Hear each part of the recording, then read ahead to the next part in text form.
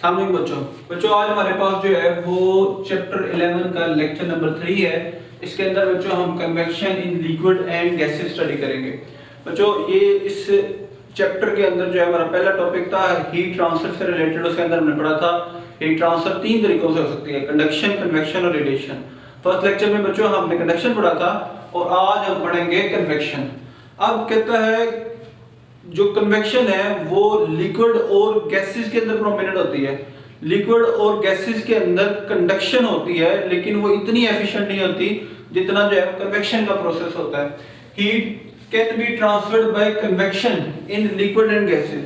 Conduction में हमने पढ़ा था बच्चों कि कंडक्शन जो है वो उसमें पार्टिकल्स हैं, जब हम उनको हीट देते हैं तो वो अपनी जगह पे उनका जो वाइब्रेशन है वो तेज हो जाती है, जिसकी वजह से वो साथ वाले पार्टिकल को अपनी कुछ हीट ट्रांसफर करते हैं, उससे आगे पार्टिकल को ट्रांसफर होती है और इस तरीके से सारी की सारा ऑब्जेक्ट या बॉडी जो है वो हीट अप हो जाती है।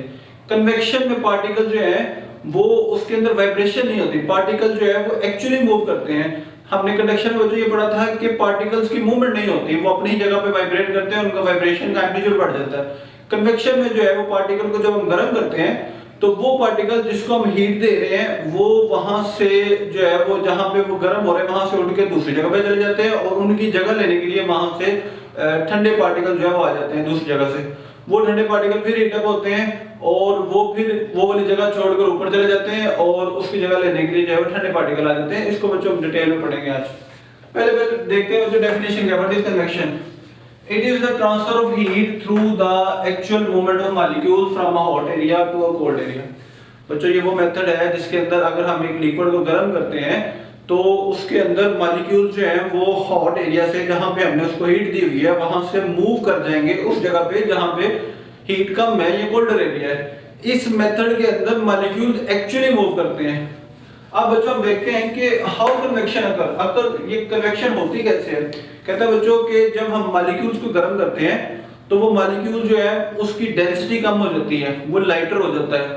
जो चीज लाइटर होती है बच्चों वो हमें पता है कि वो ऊपर की तरफ जो है उड़ती है। मॉलिक्यूल गर्म होने के बाद ऊपर उड़ते हैं और उसकी जगह लेने के लिए जो है वो साइड से ठंडे मॉलिक्यूल आ जाते हैं। वो जो ठंडे मॉलिक्यूल जो है वो इस हीट बर्नर के ऊपर आते हैं तो वो भी गर्म हो जाते हैं और इस तरीके से जो है वो भी वहां से उड़ जाते हैं और इस तरीके और फिर जो है वो ठंडे मॉलिक्यूल जो रह जाते हैं वो फिर बर्नर के पास आ जाते हैं। इस तरीके से सारे लिक्विड के अंदर जो है वो हीट डिस्ट्रीब्यूट हो जाती है। तो बच्चों आपके बुक में लिखा है when liquid gas is heated it becomes less dense and expand और फैल जाता है। It rises above the heat source, cooler fluid from the surrounding area moves to take its space. जब ये अपनी जगह छोड़ देता है तो इर्द-गिर्द से ठंडे पार्टिकल उसकी जगह पे आ जाते हैं। Cooler fluid then gets heated, वो जो ठंडे पार्टिकल आए हैं वो भी गर्म हो जाएंगे। This way heat is transfer from hotter part two colder parts of the body. और इस तरीके से जो है वो सारे का सारा लिक्विड जो है वो हीट अप हो जाएगा, गर्म हो जाएगा। इसको बच्चों एक एक्सपेरिमेंट की मदद से जो है वो एक्सप्लेन करते हैं। ये एक्सपेरिमेंट जो है वो लिक्विड्स के लिए है, गैसेस के लिए नहीं। स्पेसिफिकली उसने लिखा हुआ है फॉर लिक्विड कन्वेक्शन। कहता है बच्चों एक बीकर लें और उसको पानी का 2/3 जो है वो फिल कर दें। अब आपने जो है वो इसके नीचे एक बर्नर लगाना है और इसमें कन्वेक्शन को जो है ऑब्जर्व करना है।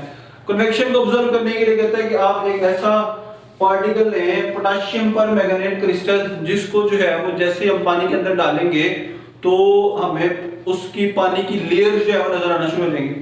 तो आप क्या करेंगे बच्चों, इसके 2 से 3 कतरे जो है आपने इस लिक्विड के अंदर डाल देने हैं और नीचे से बर्नर ऑन कर देना है। फिर क्या होगा, आप देखेंगे कि पोटेशियम परमैंगनेट की लेयर जो है ना आपको ऊपर जाती हुई मालूम होगी। ये जो रेड कलर की निशान है बच्चों, ये पोटेशियम परमैंगनेट जो है वो जैसे हमने बीच में डाला तो इसके अंदर ये हीट अप होकर ऊपर उठना शुरू हो गया।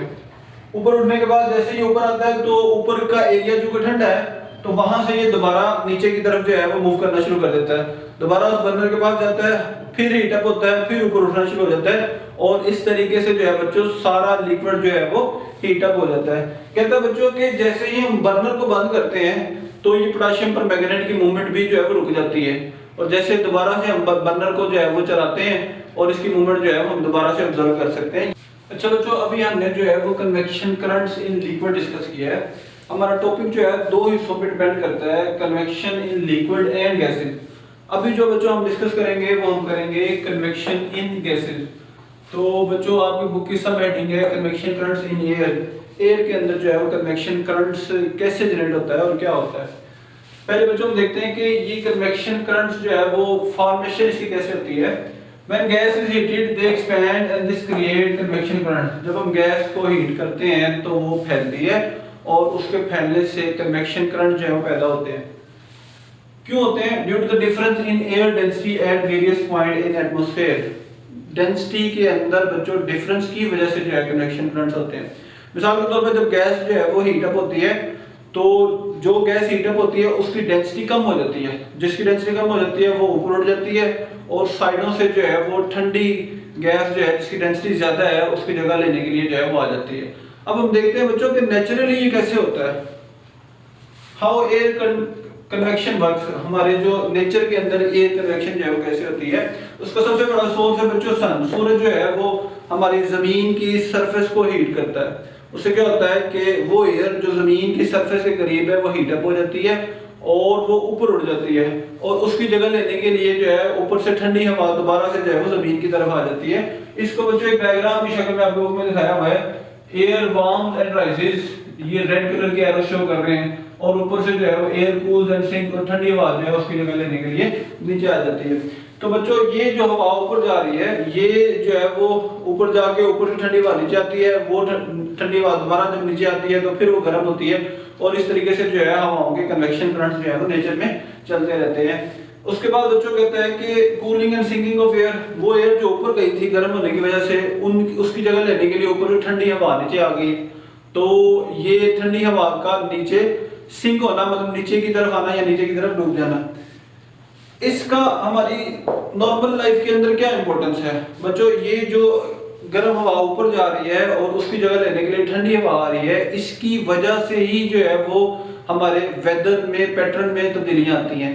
इसकी वजह से ही जो है वो विंड्स चलती हैं, इसी की वजह से जो है वो sea breeze and land breeze के फिनोमिना होते हैं और बहुत सारी जो है वो चीजें जो एयर से कनेक्टेड हैं वो सारे इस कन्वेक्शन करंट्स की वजह से होते हैं।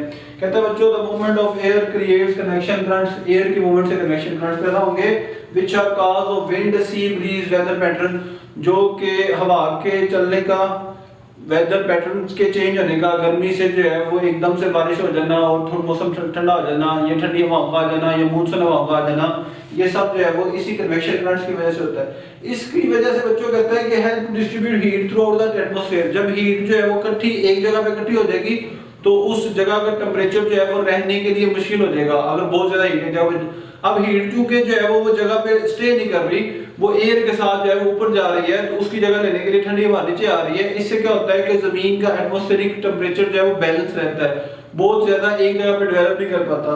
और इसके साथ साथ जो है हमारे अर्थ का क्लाइमेट जो है वो भी रेगुलर रहता है, हमारे वेदर भी जो है वो वेदर पैटर्न भी जो है से चेंज होते रहते हैं।